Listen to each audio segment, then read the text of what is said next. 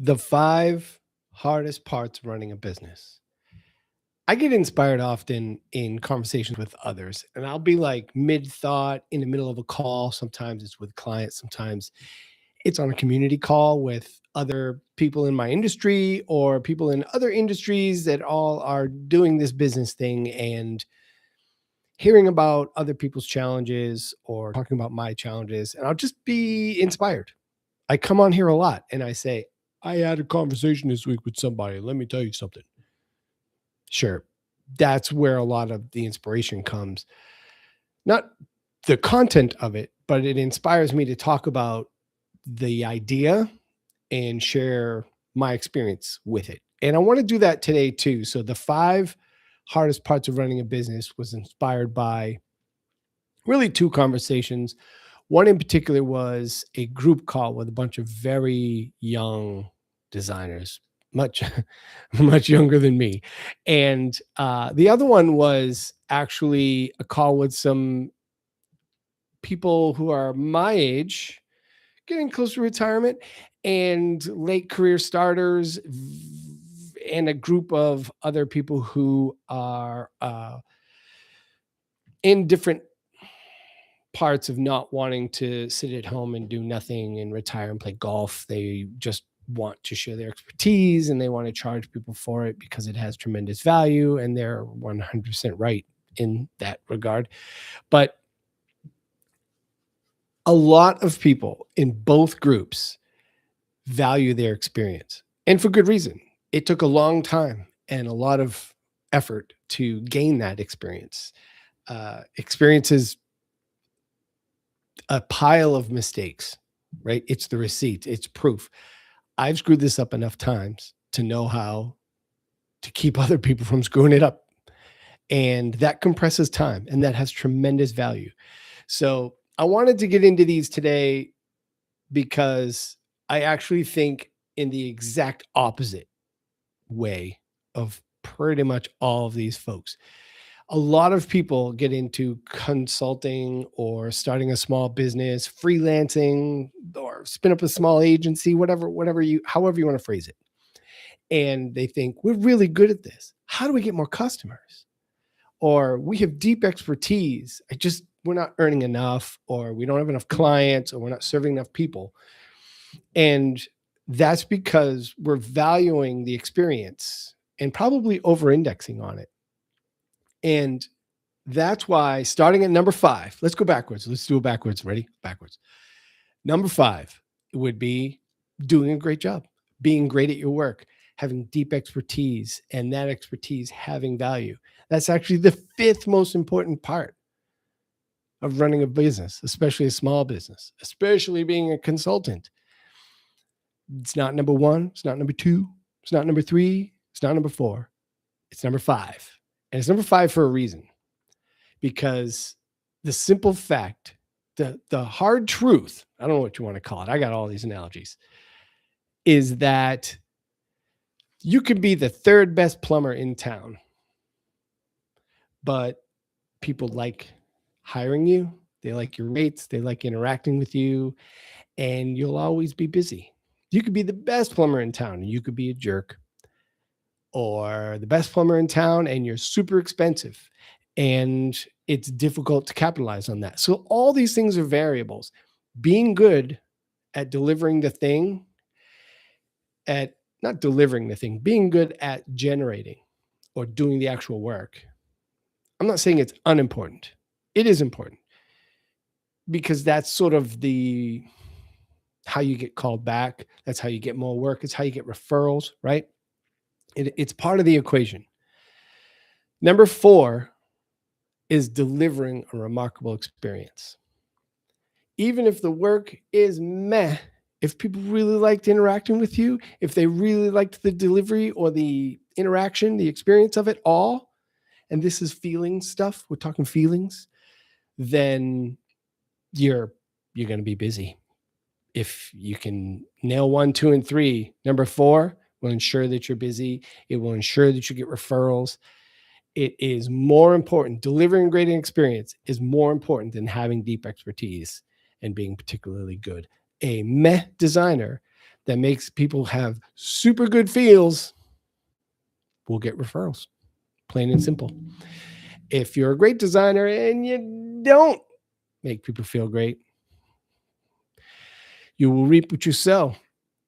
Number 3, conveying what you know is worth the investment.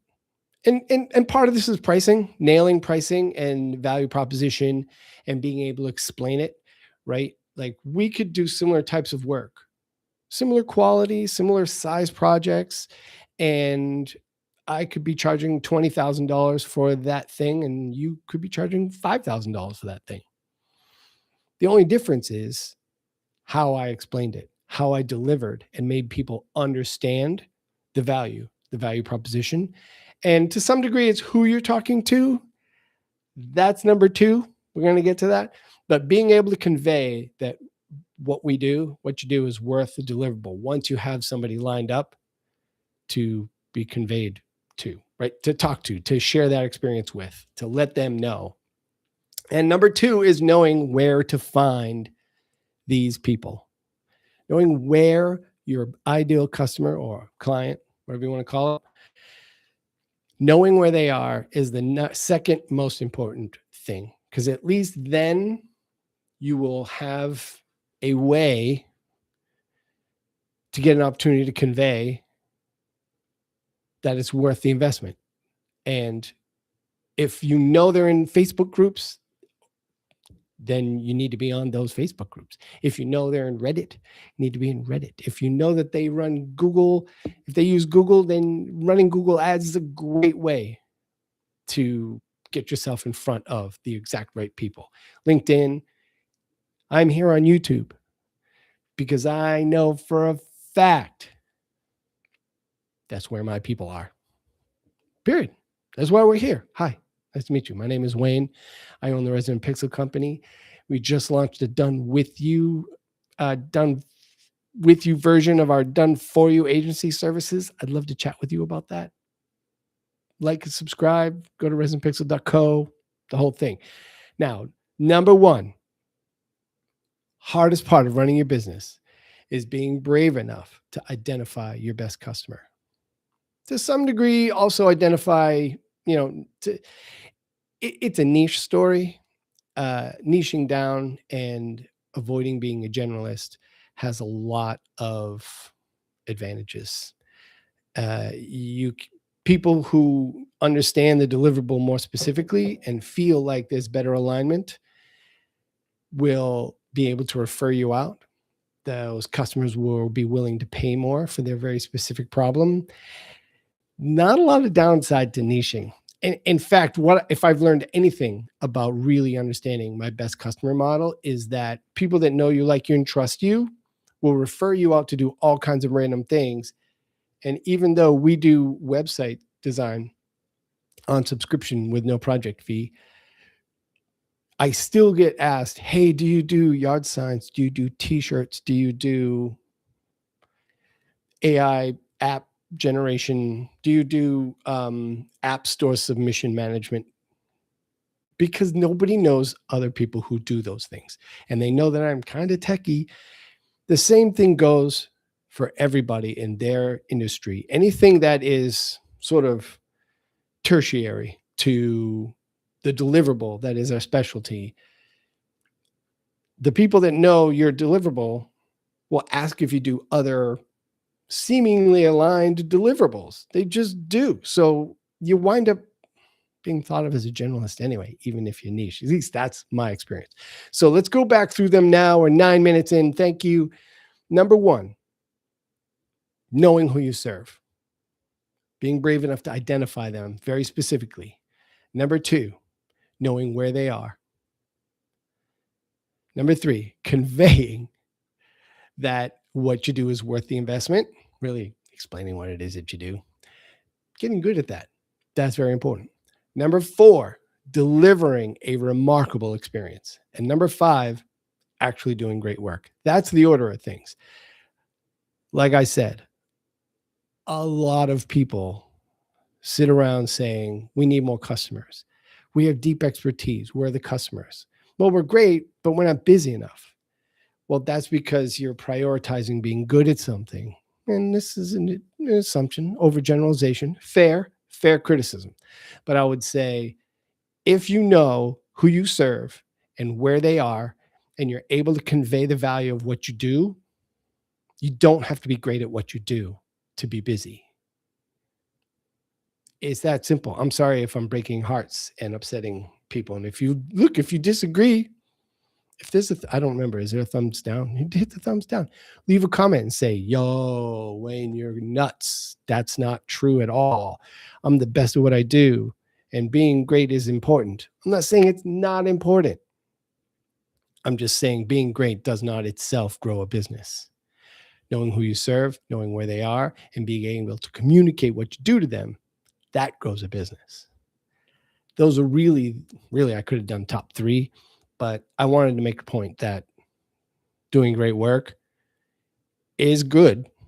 It always strengthens the deliverable and puts better work out in the world.